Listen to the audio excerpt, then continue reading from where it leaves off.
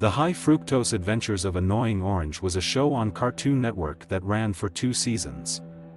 It featured a group of talking fruit who, together with their human friend Nerville, went on many adventures presumably throughout time and space.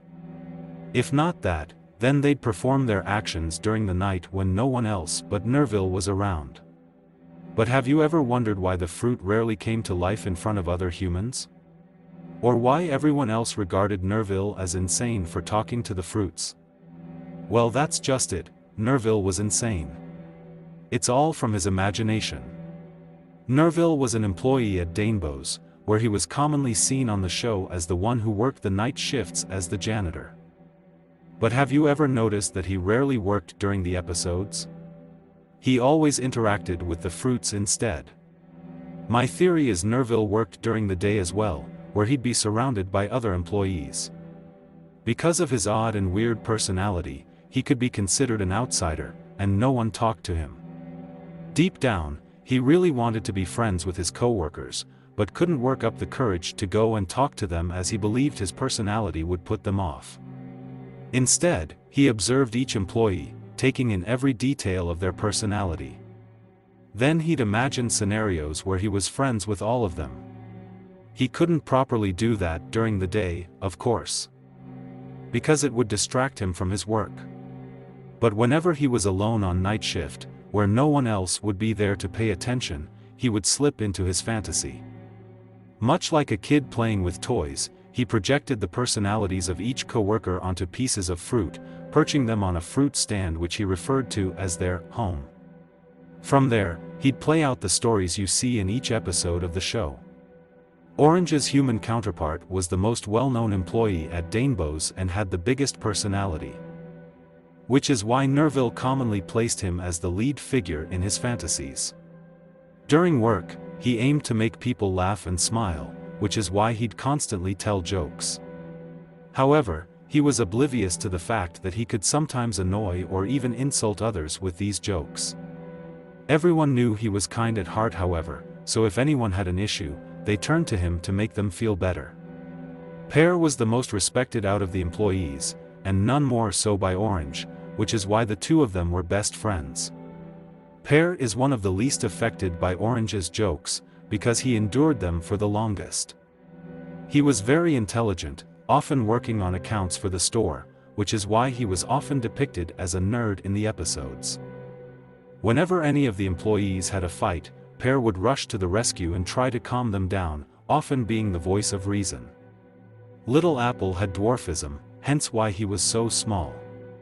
Unfortunately, this led to Orange often teasing him about his height and calling him a midget. Despite his best efforts to get people to refer to him as Little, nearly everyone kept forgetting and called him Midget, which led to the running gag present in the show.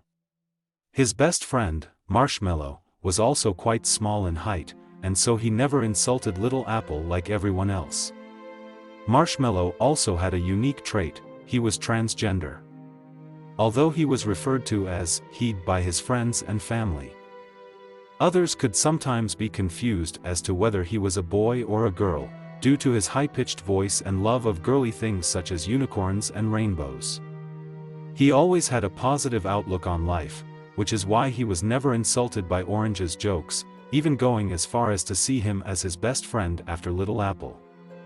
However, if someone insulted him personally about him being transgender, he would adopt a fierce temper, which could result in people being injured. Little Apple was usually the one who has to calm him down if his temper got out of control. Because he was one of the most unique employees, Nerville projected his personality onto a marshmallow instead of a fruit. Then comes the love triangle characters. Passion Fruit was one of the few female employees, and had a huge crush on Orange. She wasn't secretive about it and everyone was aware of her affection towards him. The only one who wasn't was Orange himself, who was so focused on making everyone laugh and smile, or in Nerville's stories, being so focused on saving the day, that he never noticed Passion's crush on him. Grapefruit had a huge crush on Passion himself. He'd constantly try to win her heart. But Passion dismissed him due to the belief that she and Orange would be together someday. Because of this, Grapefruit hated Orange and constantly tried to pick fights with him during work or get him into trouble. With the belief that he was muscular, when he was actually just obese, he would sometimes threaten to beat Orange up, but Orange would constantly make jokes about his weight, which made Grapefruit self-conscious about himself, and he hesitated to hurt Orange. This is why, although he was sometimes the villain in Nerville's stories, he never physically hurt Orange or his friends. Grandpa Lemon was a senile old man who was close to retirement, but worked at Danebo's to increase his pension sum. Because of his old age, he could be forgetful at times and mix up numbers and statistics during work. He sometimes fell asleep at the checkout, with one of the employees having to always prod him awake. And finally, Apple was a stuck-up and pessimistic employee who nobody liked. If Orange insulted him, no one would care, and other employees would bully him too. Apple always thought of himself as the best, and was constantly critical of everyone else. But in actuality, he was a coward, who shied away when faced with a dilemma. In Nerville's stories, Apple feared he would be bruised if he took part in the adventures. Nerville himself despised Apple's human counterpart, and so would often cut the apple in half with a knife as an act of revenge. Because of the pleasure he obtained in doing this, he would always bring Apple back to life by getting a new apple every night. And every night that apple would meet a grisly end. The enemies of the show also had human counterparts. For example, the broccoli alien overlord was actually the manager of a rival store, whose aim was to shut Danebo's down so he could make more profit. However, it came to a point where the employees from Danebo's went from being threatened by him to just getting bored of his constant threats. Which is why the fruits get bored with broccoli's schemes in the show. Another example is the zombie vegetables, which was actually a gang who broke into the store one night whilst Nerville was playing with the fruits. He was knocked unconscious by the gang and dreamt that the fruits went on to destroy the zombies and save the day. Nerville became so addicted to his fantasies that when his night shift was over, he wouldn't leave the store, and instead slept on a shelf. This meant he would stay close to the fruits and never have to go back to reality. During the day, he would continue to observe and find out new facts about each of his co-workers, such as Pear being a black belt in karate. Or how Marshmallow used to be called Winky as a nickname. Now that the series has been cancelled, that might symbolize the store finally closing down. The question is, what happened to Nerville now that the origin of his fantasies is gone?